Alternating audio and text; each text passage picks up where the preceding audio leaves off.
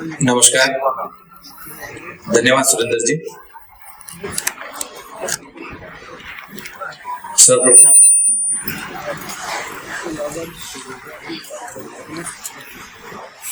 मंच पर विराजमान अति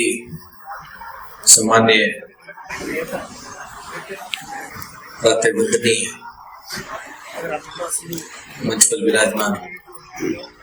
पीठाधीश्वर रामानंद जी, हमारे आचार्य गौतम राम जी, विराजमान प्रांगण में साधु संत जसनाथ, हमारे जसनाथी जो अग्नि नृत्य में विश्व के अंदर विख्यात, एक बार हाथ भी जोड़ सकते हैं गुरु जी, आप सब आपको देखना भी चाहेंगे, आप लोग अग्नि नृत्य भी करते हैं मोहनलाल जी। यहाँ पर आज के इस बहुत ही अति महत्वपूर्ण विषय जिसके लिए अपन सब लोग यहाँ पर एकत्रित भी हुए हैं, विचार विमर्श भी कर रहे हैं, सोच भी रहे हैं,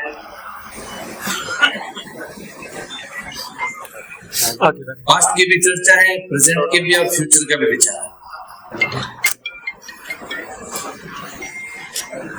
ऐसी इस अंतरराष्ट्रीय संगोष्ठी का जो झामाड़ी साहित्य अकादमी ने काफी लंबे समय से इस बहुत ही तेज गति से चलने वाले इस भौतिक समय के अंदर अपने को विचार करने की भी आवश्यकता है, ठहर करके एक दूसरे को बताने की भी आवश्यकता है। वैसे ही कार्यक्रम झामाड़ी साहित्य अकादमी बीकानेर की अध्यक्षा इंदिरा जी, सुरेंद्र जी, इनकी जो पूरी टीम है सदैव अपने को इन संगोष्ठियों में तो एकत्रित करती है, ऑनलाइन भी ये लोग सदैव इस दिशा के अंदर कार्य करते हैं। मैं इनको, इनकी पूरी टीम को सर्वप्रथम मैं बधाई भी देना चाहूंगा। और साथ ही जयनारायण व्यास यूनिवर्सिटी अभी जो ये आज अमृता देवी का लोकार्पण का कार्यक्रम माननीय मंत्री महोदय, मेरे बहुत पुराने मित्र आदरणीय सुरेश जी रावत साहब, कैबिनेट मंत्री जल संसाधन, परम सम्मान्य पिताजी के बहुत पुराने मित्र राज्यसभा सांसद आदरणीय राजेंद्र जी गहलोत साहब, इस कार्यक्रम में पधारे हुए और बहुत ही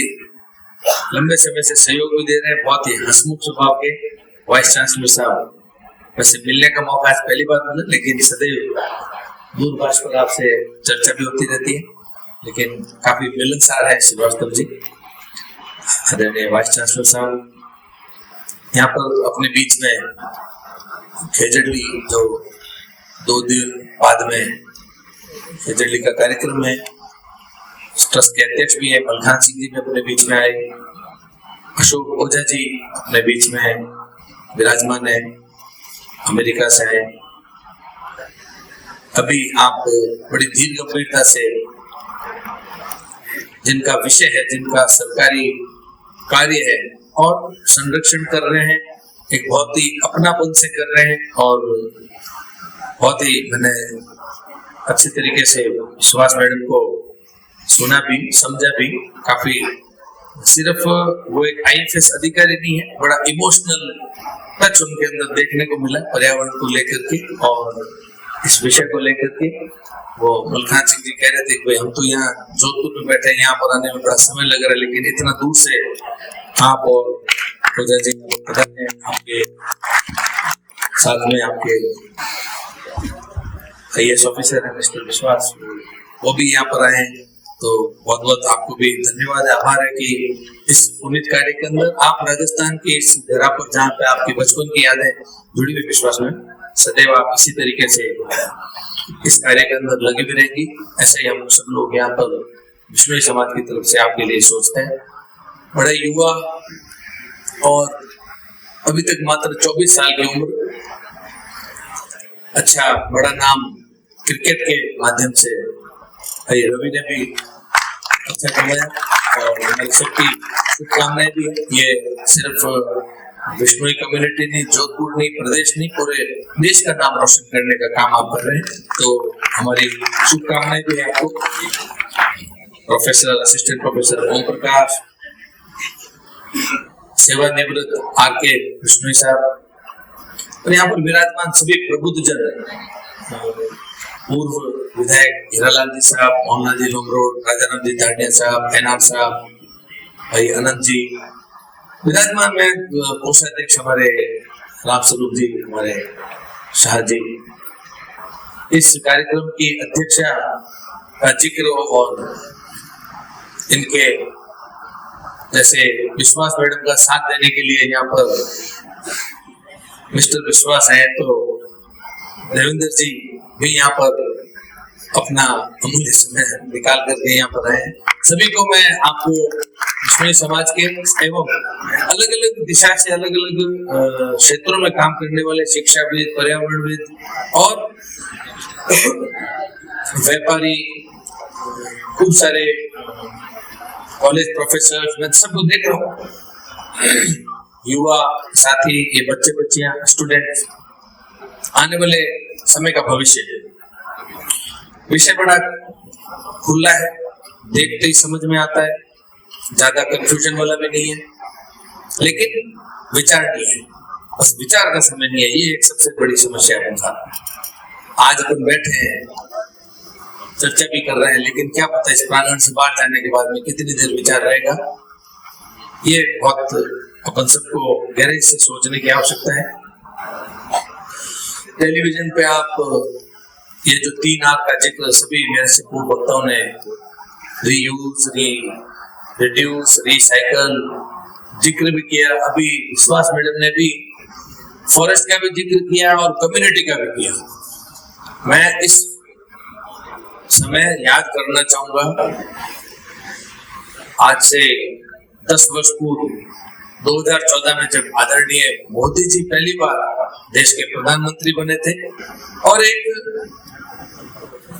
विचार के साथ में, एक नारे के साथ में पूरे देश में उन्होंने जो दिया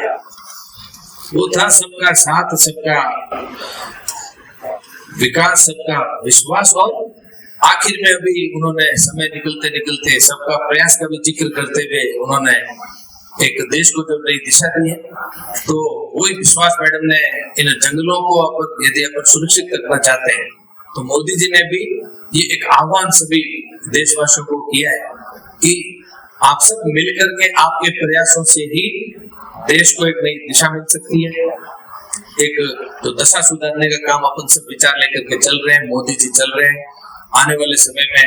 2047 का जो विकसित भारत का एक संकल्प भी जो लिया है, अभी 2 वर्ष पूर्व देश ने आजादी का अमृत महोत्सव भी मनाया, तिरंगा रैलियां घर घर पे अपन सब ने निकलती हुई देखी, घर घर पर तिरंगे का एक सपना मेरा, जैसा कि सुरेंद्र जी भी कह रहे थे, काफी देशों में जाने का मेरे को व्यवसाय के संबंध में मौका भी मिला, तो वहां के घरों की बालकनी के अंदर, उनके घरों के जब मैं अंदर उनके देश के झंडों को लगा हुआ देखता था, तब मन में एक सदैव विचार आता था, क्या हमारे भी बालकनी में, हमारे भी घरों पर ये तिरंगा कभी लहराता हुआ देखेंगे। नियम कानून कड़क थे, उनको सरल बनाया, उनको मोदी जी ने एक देशवासियों की भावना की कदर करते हुए, नियमों में संशोधन करते हुए आज सिर्फ अपने घरों के छत पर ही नहीं, दूर दराज ढाणियों के झोपड़ों के ऊपर भी तिरंगा लहराता हुआ अपन देखते हैं। ढाणियों खेजड़ी, ढाणियों झोपड़ों के ऊपर तो देखते ही देखते हैं। मेरे को कई बार गांव में जो खेजड़ी का वृक्ष है, जिसका अपन विषय आज लेकर के खड़े हैं, उनके ऊपर भी मैंने जगह जगह पर गांव में तिरंगा लहराते हुए देखा है। ये आजादी का अमृत महोत्सव बनाते हुए जो मोदी जी ने आगे 25 वर्ष का जो 2047 का एक लक्ष्य लिया है विकसित भारत बनाने का, भजनलाल जी ने भी, अभी हमारे प्रदेश के मुख्यमंत्री, उन्होंने भी विकसित राजस्थान का लक्ष्य लेते हुए, मैं विश्वास मैडम को बताना चाहूंगा कि आप तो महाराष्ट्र में काफी अच्छा काम कर रही होंगी, जरूर फॉरेस्ट हमारे पास 9% या आप 20% लेकर के बैठे हैं, लेकिन हमारे मुख्यमंत्री जी ने भी इसी दिशा को, इसी सोच को आगे बढ़ाते हुए एक पेड़ माँ के नाम का एक अभियान यहाँ पर चला करके पूरे राजस्थान प्रदेश के अंदर 7 करोड़ वृक्ष लगाने का एक लक्ष्य लिया है। सभी गवर्नमेंट डिपार्टमेंट से लेकर के ग्रामीणों से, व्यापारियों से, हर वर्ग से मोदी जी ने जो 4 जातियों का अपन को उल्लेख किया है, गरीब, किसान, युवा, महिला, इन सभी वर्गों को आग्रह पूर्वक भजनलाल जी ने भी 7 करोड़ वृक्ष पूरे प्रदेश के अंदर लगाए और आने वाली पीढ़ी को किस तरीके से अपन सुरक्षित कर सके, आने वाली पीढ़ी का भविष्य कैसे अपन संवार सके, ये विचार उनके अंदर अपने को रहा है। अभी जिक्र चल रहा था रीयूज का। आप और हम सब उस कालखंड के लोग यहाँ पर अधिकतर बैठे हैं, इस युवा पीढ़ी को छोड़ करके। अपन को सारा वो वक्त याद है, अपन ने वो वक्त भी देखा है जब रेडियो का जिक्र गांव के अंदर करते हुए लोग मिलते थे, बीबीसी ने क्या बोला। तो अपन लोगों का जो ये जीवन का सफर है, ये जो पीढ़ी अपन इस प्रांगण के अंदर बैठे हैं, ये रेडियो के जीवन काल से लेकर के ऑनलाइन जमाने तक, ये जो अभी मैं बोल रहा हूँ ये ऑनलाइन चल रहा है। काफी श्रोता इस ऑनलाइन से भी अपने को देख रहे हैं। पहले बीबीसी लंदन क्या बोल रही है, उस रेडियो का जमाने से अपन सबका सफर भी शुरू हुआ, लेकिन उसी समय के कुछ दृश्य भी मैं आपको आपके याददाश्त में, आपके विचारों में लाने का प्रयास करूंगा कि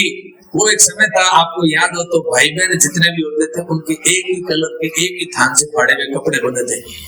वो कपड़े बनाने का एक कल्चर रहा था उस समय। शायद आपको, मेरे को बहन जी हंस रहे हैं तो बिल्कुल ऐसा प्रयोग आपके घर में भी पक्का हुआ होगा। हम तो 5 भाई बहन थे, हमारे तो एक जैसे पक्के चले जाते थे। बहनों के फ्राक होती थी तो हमारे निक्कर और कमीज होता था। तो ये जो एक संस्कृति थी, और वो कपड़े भी ढीले चले जाते थे ताकि छोटा भाई बड़ा हो तो उनको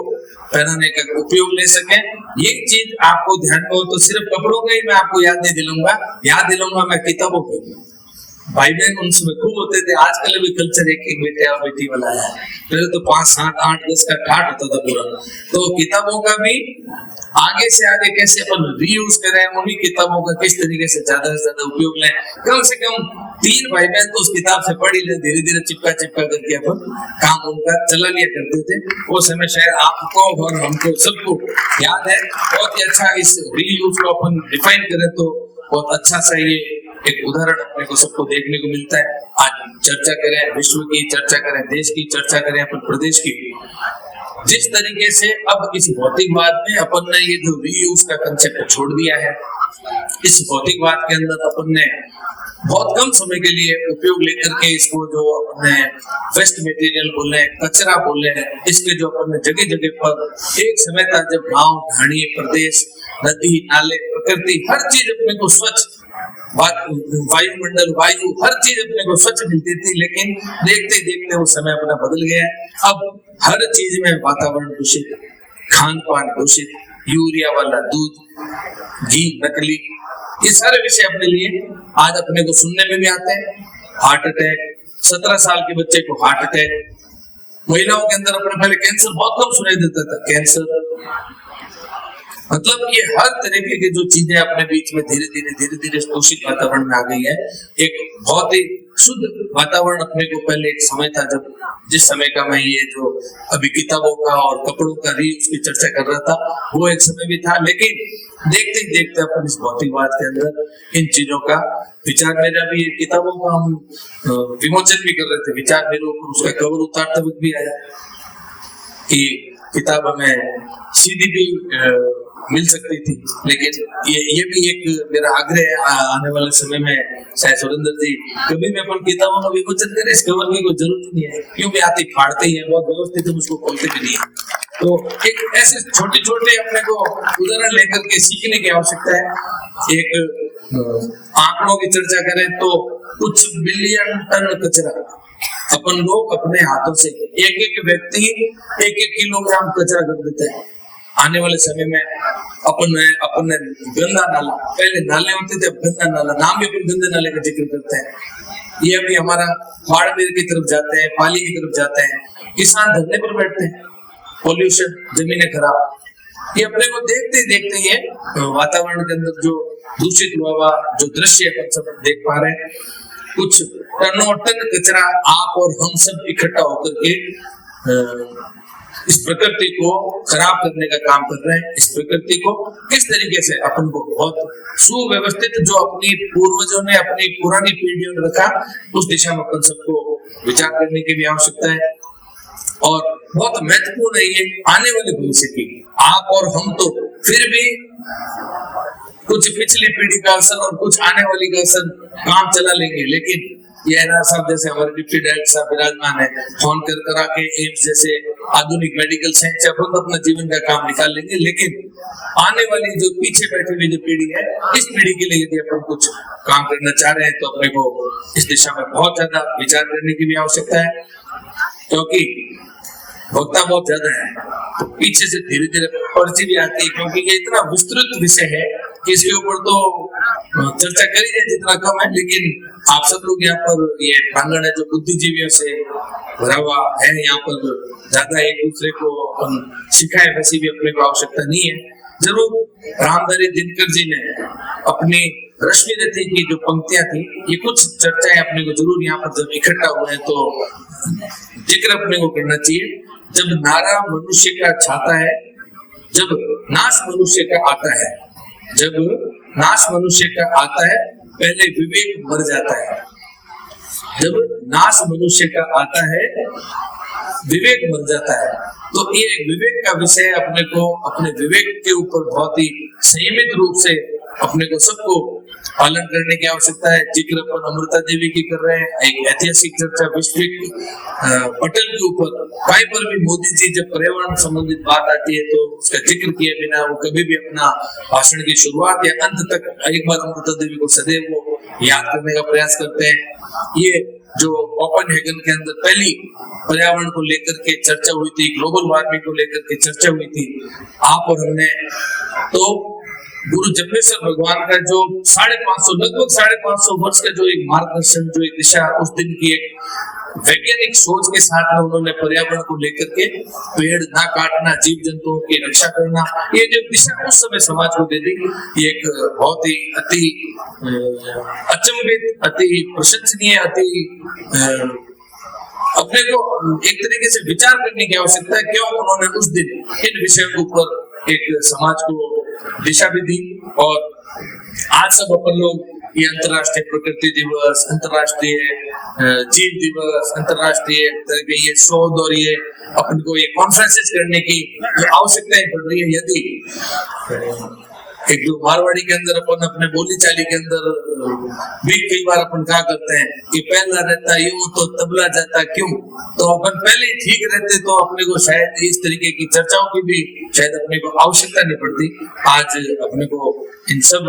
महत्वपूर्ण विषयों के लिए अपने को इकट्ठा भी होना पड़ रहा है, चर्चाएं भी करनी पड़ रही है, कॉन्फ्रेंसेस भी करनी पड़ रही है, विचार विमर्श भी करना पड़ रहा है, मेहमानों को यहाँ पर आकर के और आप लोगों को नई दिशा देने का प्रयास भी करना पड़ रहा है। विश्वास मैडम जैसी काबिल ऑफिसर को भी जोधपुर तक आकर के आप और हम सबको उनका विचार शेयर करना पड़ रहा है। आदरणीय हमारे मंत्री महोदय भी अपने बीच में नहर मंत्री हैं, इनकी नहर के अंदर भी बहुत सारा हर समय ठेके उठाए जाते हैं, वहां पर भी कचरा करते हैं लोग। तो अब नहर से तो सिंचाई का काम है, वहां पर भी अपन लोग ही उन नहरों के बीच में, अपने खेतों के बीच में नहर है, लेकिन वहां पर भी अपन नहीं चूकते हैं। तो आज आपके बीच में कम से कम यहाँ पर काफी लोग विराजमान है जिनके खेतों के अंदर नहर भी है। आप और हम तो यहाँ से संकल्पित होकर निकले, आज नहर मंत्री जी इस कार्यक्रम के मुख्य अतिथि बन गए हैं। कम से कम नहरों को तो अपन स्वच्छ रखें, ये तो अपन संकल्प और वादा है। नहर मंत्री जी को ताली बजा करके भी अपन वादा कर सकते हैं कि सुरेश जी रावत साहब हमारे बीच में आ जाए। तो हम लोग आपसे वादा करते हैं सुरेश जी भाई साहब की हम आपके इस महकमे के अंदर जितने भी हम जो यहाँ पर इस प्रांगण के अंदर इकट्ठे हुए 36 गांव के देश से विदेश से आए हुए सभी वर्ग के लोग जहाँ पर हैं, हम लोग आपसे पक्का वादा करते हैं कि आने वाले समय में नहरों को साफ रखने का प्रयास करेंगे, तालाबों को गांव के लोग साफ रखने का प्रयास रख ही रहे। वो जो पुराना जमाना यदि याद करेंगे तो अपने को बहुत सारा आने वाली पीढ़ी के लिए, भविष्य उनका सुरक्षित करने के लिए दिशा भी है, दशा भी अपने को सुधारने की, विचार करने की आवश्यकता है। समय की बहुत कमी है, वरना मेरे को बहुत सारी बातें करनी थी, मेरे पास खूब सारे विषय मन में और विचारों में, वैसे ज्यादा कागज देख करके बात करने की मेरी आवश्यकता आदत में नहीं है। फिर भी क्योंकि आगे वाला सेशन भी मैं अब देख रहा हूँ हमारे आदरणीय गोपाल जी वैसा भी यहाँ पर विराजमान हो, सेशन का भी टाइम यहाँ पर हो गया है, तो हम लोग आपके समय के नजदीक पहुंच रहे वैसे, इसलिए क्षमा मांगते हुए और मैं अपनी वाणी को आप सबके बीच में यहाँ पर आकर के खड़ा होकर के अपने विचारों को भी व्यक्त करने का मौका मिला। आपके बीच में सन्मुख होकर के यहाँ पर सबके बीच में आशीर्वाद, गुरुजनों से आशीर्वाद और सम्मान प्राप्त करके अमृता देवी जी के आज जो इस श्रीवास्तव साहब की जो बढ़िया सोच के साथ में बढ़िया एक यूनिवर्सिटी के अंदर प्रांगण देते हुए एक ऐतिहासिक आप एक दिन मैं कहूंगा आज के दिन आपने भी एक बहुत अच्छा शुरुआत करी है विष्णु समाज का। तो अमृता देवी का चलो एक समय था जब तक एक अधिकार पूर्वक हम चर्चा करते थे, अब इन दिनों में मैं चर्चा भी करता हूँ हमारे सब मिलने वालों से। ये अमृता देवी को अब सिर्फ आप विष्णु कम्युनिटी खुद का आप संरक्षण से थोड़ा सा ये विषय थोड़ा बड़ा हो गया है, ये 36 कौम की ये पूरे विश्व का एक विषय हो गया है अमृता देवी का। अपने को सबको इस दिशा में सोचने की आवश्यकता है। आप सबने बहुत ही धीर गंभीरता से यहाँ पर अपना अमूल्य समय देकर के इस संगोष्ठी को सफल बनाने में भी जो योगदान दिया है उसके लिए भी मेरा आपको बहुत बहुत धन्यवाद है। सभी सत्रों के अंदर आप लोगों को मैं अपील भी करता हूँ कि बहुत गंभीरता से कुछ नोट्स भी अपने को बनाने की आवश्यकता है, कुछ चीजें अपने को आगे आने वाली पीढ़ी को भी, बच्चों को भी समझाने की आवश्यकता है और आप लोग इन सभी 2 दिवसीय संगोष्ठी का पूरा लाभ भी उठाए और आने वाली पीढ़ी को भी लाभ आगे बांटे, ऐसी मेरी शुभकामनाएं हैं। और आप लोग यहाँ पर ये जो हमारे इस सत्र के बाद में बढ़िया नाना प्रकार के कुछ व्यंजन भी बनाए उसका भी आप लोग पूरा आनंद लें, ऐसी मेरी आप सबको शुभकामनाएं के साथ मैं मेरी वाणी को विराम भी दूंगा और बहुत बहुत धन्यवाद। जय हिंद, जय भारत, भारत माता की, भारत माता की। बच्चों की तरफ से काफी उम्मीद चाह रहा हूँ, भारत माता की, भारत माता की। अमृता देवी अमर रहे, अमृता देवी, अमृता देवी। धन्यवाद, धन्यवाद।